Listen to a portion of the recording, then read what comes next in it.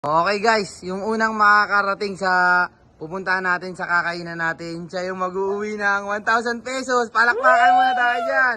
Ready na ba kayo? Ready na ba kayo? Ready na. Sige, ready, get set, go!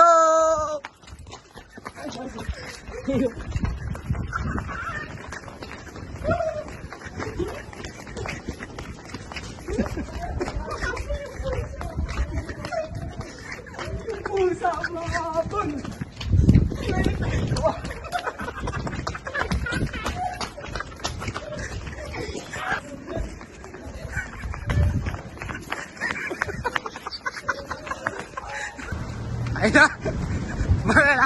Malalaman natin! Sino na? Oh! Ano nangyari? Sino na una? Gago, nauli man ako sa inyo. Ako parang nauna. Gago, kumasawa na sa inyo. Sino ba talagang nanalo? Nagtatalo-talo nga sila kanina na. Oh sige, sino talaga yung nakita mo? Ikaw yung nauna dito eh. Nakita ko si Sam. Siya yung nanalo. Siya yung nauna. Oh, bakit ang usapan walang short ah. Ano, kumasawa na sa kanya. Gusto makakita ng walang short? Oh, sige nga.